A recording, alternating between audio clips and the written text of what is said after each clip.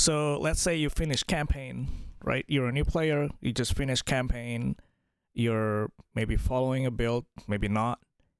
You have a few uniques that you want to grind, but you don't have the bare bones gear. You have a lot of rare gears, yellow gears, right? Which is not very strong, and you're lacking HP, you're lacking a lot of things. The first thing that you gotta do is to actually do Sanctum. Now, Sanctum is one of the 3 dungeons in Last Epoch, and it is by far, in my opinion, the least risk to take. Simply because when we understand what Bastion does, right, and what Lightless Arbor does, is that they have a lot of mobs that are actually pretty lethal, like for what it's worth.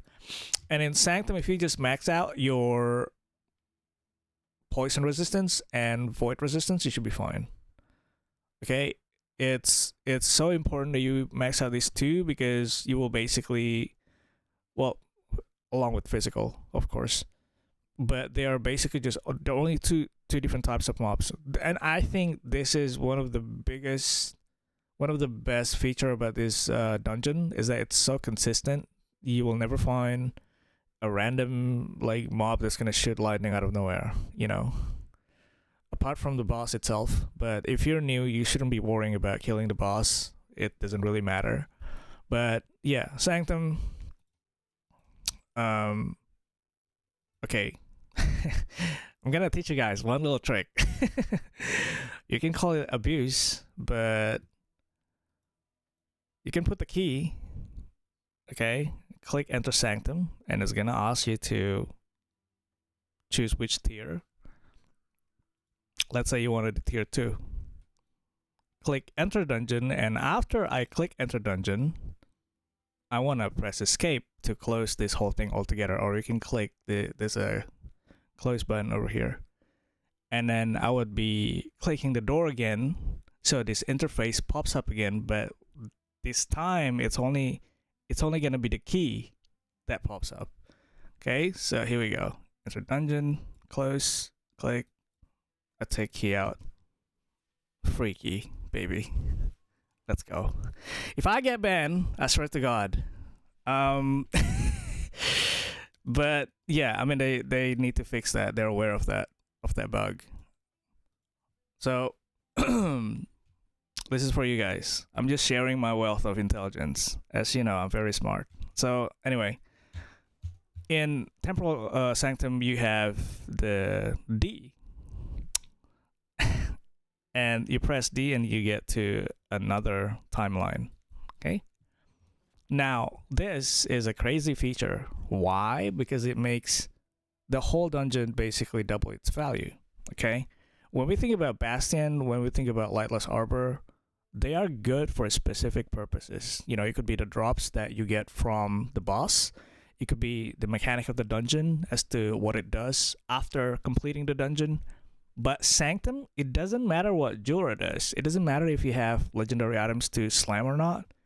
It matters that you get basically 4 worth of floors to grind. So if you full clear both timeline, okay, that's like a lot of value. And I just want to tell you this.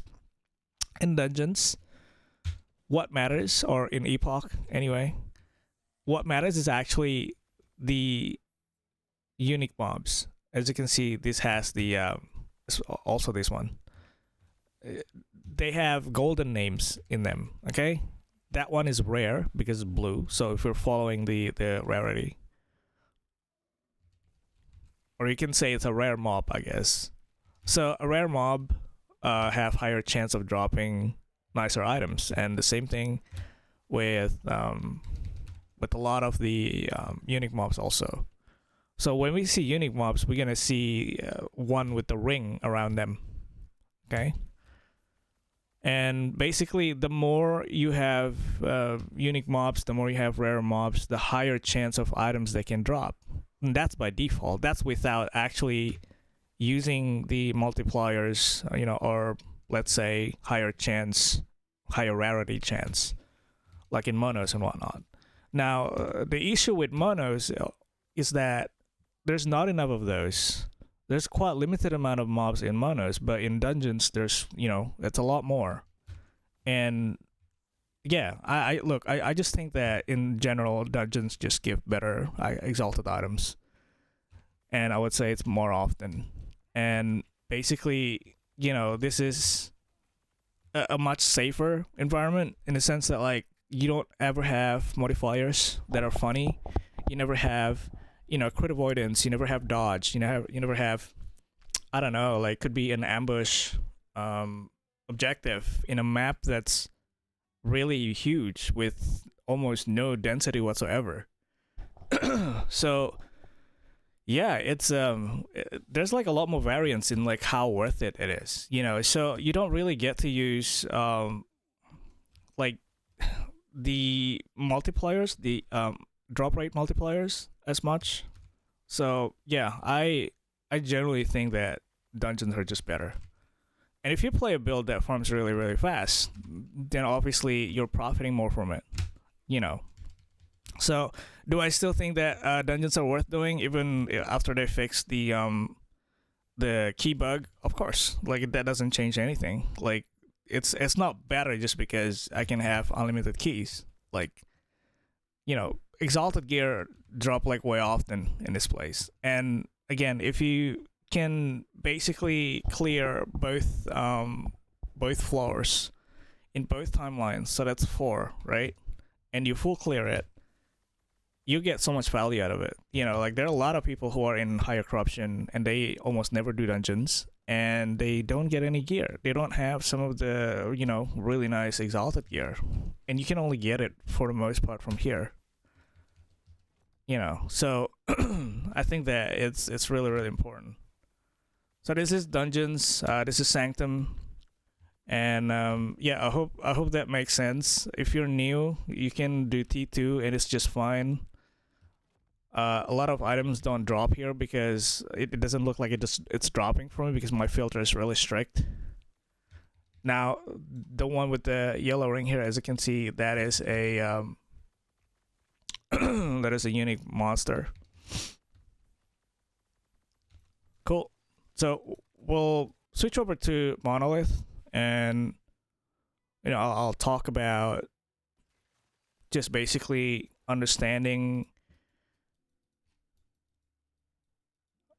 I guess, like the difference between rushing to objectives or clearing to the fullest, right? So it's actually a good coincidence. So someone asked if they want to get all the bonus stability on the echoes, and as you can see, a lot of people say usually no, and someone say no. That's actually quite wrong. It's wrong because technically, if you're trying to grind the bosses, or if you're actually trying to get nicer items, right? You do want to fill up the stability because the bonus stability on every echo, and I'm not talking about the boss stability. I'm talking about filling the bonus stability during the echo. So, for example, let's pick a random echo, okay? So this one. As you can see, it says 27 to 83. Okay? 27 to 83. So it's 27. You get 27 if you just rush to the objective and don't kill a single mob. Okay? It might be a little bit more if you do like closing the gate or something like that, right? Or arena. It's definitely gonna be more if it's arena, but the point is that the minimum is 27. But if you feel the rest of the bonus stability, you get 83. That is more than like 3 times, or if not 3 times. It's 3 times the amount of a single mono. Okay? Up to 3 times. Now, if you're doing bosses, there is no reason why you're not actually feeling stability. Okay? The argument that a lot of people are making is basically that skipping objectives is faster, but guess what? You can't really do that anymore. You can't do that anymore because of ambush. You can't do that anymore because I don't really know what class you're playing. Maybe there are a lot of walls and you can't skip walls. If you're not playing sorcerer, then you're not immune to those issues, right? And I think like, yeah, little things like that, little nuances like that. And besides, in my opinion, well, stability is actually giving you extra bonuses in the reward chest on the right. So when you complete mono, you get the crystal in the middle, right? You click it. That's the bonus of this, right? It refers to the monolith bonus reward, or reward rather. And the bonus reward is the chest on the right. Now, if you fill the stability to 83, you get higher chance of like drop rate on that chest. And I've gotten like 1 LP Aaron's Will, which arguably, a really good item for some. And, little things like that. So if we can understand that we're trying to get better items anyway, then why aren't we trying to maximize that, right? If you're killing mobs, okay, and you're using the multipliers from the corruption, which is this, okay, 100% increase item rarity, you should be happy to do that. You shouldn't be like skipping mobs. Like, mobs are not bad, okay? If you kill them, you can get more loot from them. So if you fill this up to 56, then you can basically, get better gear. Okay? So also, I want to show you guys something. So I got into this echo, and the objective is slay both patrolling Imperial Watchers. Okay? And we can see that there's a Wangari Outrider here. Now, let's say, well, the objective is dog, right? Because this is annoying. And let's say that I have a much worse enemies or type of enemies in this map. Let's say it's something else like Scalebane Assassins or something. They're very strong. What I can do, I can portal out, okay? And if I portal out, it doesn't make it like I lost or I died in this mono. Means that I can still get reward. I didn't lose the reward. I will not lose stability. So I can portal out, okay? And I come back here, go back in, and what happens is, hopefully, what happens is that the objective of the mono is going to change. And the content of the mono itself, as in like the enemies. So we had 2 patrolling, and now we have 3 patrolling. It's even worse. But you get more. you catch my drift. What an unfortunate timing. Now we got Rhyme Giants. Okay, I'm gonna do it again. Okay, I'm gonna do it again. Granted, Rhyme Giants actually have higher chance of dropping really nice items though. Okay. Now it's different. Look at that. Now it's slay enemies to locate the wild gate. Okay. And guess what? We have Scalies now. We don't have Rhyme Giants anymore. We have Scalies. Okay, now this is one of the biggest. I wouldn't say it's exploit. I think that it's a good feature because it allows like builds to basically do better, right? Many ways to get to Rome. That's kind of what it is. And when you look at mono, to have this mechanic, it kind of undermines the or I guess the argument of like being high corruption and like what build can get to high corruption kind of doesn't matter anymore. But that's another conversation for another day. But you can basically do this if you get to a mono and you feel like the objective is really annoying, if you feel like the monsters are really lethal and not good for your build. Like a lot of I think that a lot of melees don't really want really strong range like enemies, so you definitely want to reset, or if you want to be faster, yeah, you just you just like reset it, and then hopefully get some like another objective that's easier.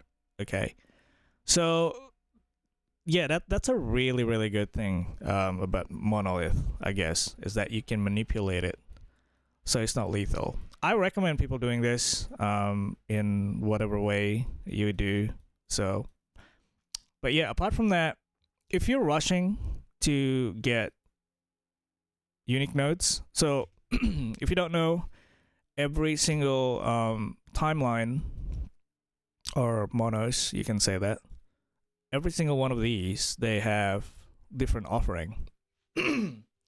And what I mean by different offering is that if I go to Reign of Dragons, it's gonna offer axes and swords, okay? Unique axes and swords. Or swords, axes, maces, daggers, and spears, which is insane. So it's really hard to get one of these if you're trying to farm, maybe smoke weavers, right? Which is the dagger that a lot of people like. You're gonna have a hard time because it's being put in a pool with other item categories as well. But if you're farming single item unique node, I would say, I think we can call it that, then it's a lot easier. So let's say that. So by the way, the chest piece here, it needs to not be an exclusive boss drop. Okay, so if it only drops by mono bosses or whatever boss, then it's not gonna show up in this pool. Okay, so I've been trying to get 2-3 LP Titan Heart, and this is 646 just on my Sork alone. I have a lot more on the other characters. So what I do is, it's the complete opposite of what we just did of the feeling stability. I basically just skip. Okay, so I would just basically think about how can I do a mono, how can I complete this objective as fast as possible. So I got both bone spires here, and I know the map really well. And I would say that the map is friggin' annoying. So I would just do that. I go back in, and you can do it as fast as possible. It's pretty responsive. Now I get both patrolling Imperial Watchers.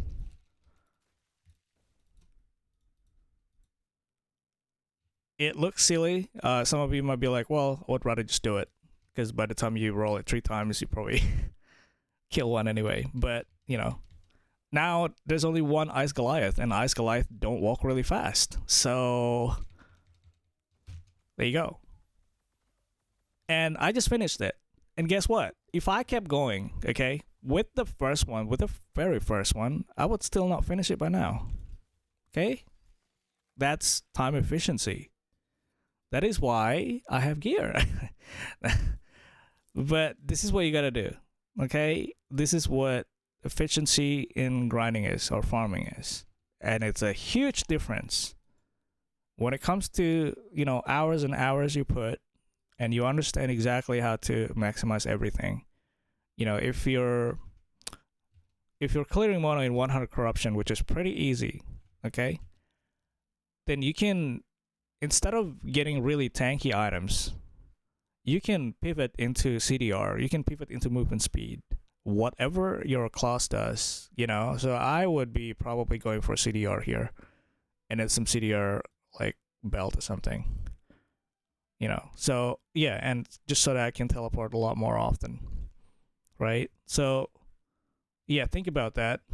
And in a really high corruption, probably around 400 or 500, I wouldn't say really high, but high corruption, you can basically do about 5 monos and fill the bonus stability, and you'll get the boss straight away. And that's insane. That's actually a really efficient grind. So I think if you're grinding for bosses, I don't know. I'm not gonna say that like you need to be 500 or whatever. I think that you only you can tell how far you can stretch it before it gets too hard. But yeah, that's sort of like how I look at it. So again, now. My build, okay, this is irrelevant to whatever this build, this guide is, but my build has a lot of exalted items. And so if I'm doing this, then a lot of times I'm actually spending basically in dungeons. Dungeons it's a lot easier with dungeons because like when you go to dungeons every day, they have different bonuses. So for example, I think we'll check it anyway. We'll see what tier 3 and tier 4 offer. But you can go to Tank Lab,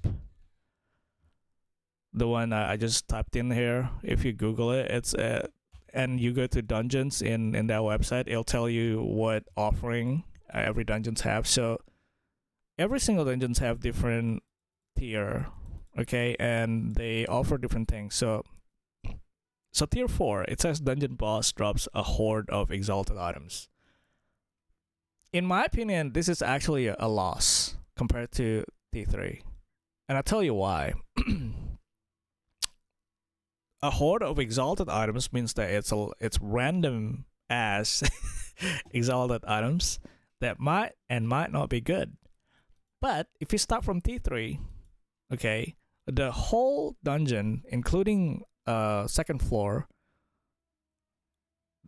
every enemy is basically drop, like they have higher chance to drop exalted helmets.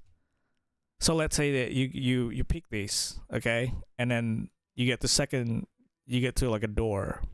And by the way, every single floor has 2 doors, okay? I just want you to know that. So, and each door gives different rewards.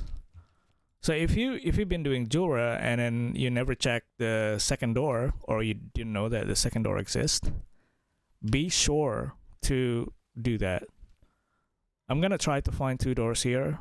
I should have done this from the start of the guide. And a sorcerer is really really good at like doing this. Actually, I don't think there's any. Well, you can probably do it with acolyte, but like who can do that? You can find the build guide on on this channel. There you go. Okay, so this is the first door, okay? And it says drop more exalted weapons. And if I go to another door, it might offer exalted relic. It wouldn't offer exalted helmet for sure, because that's already the bonus from the first one.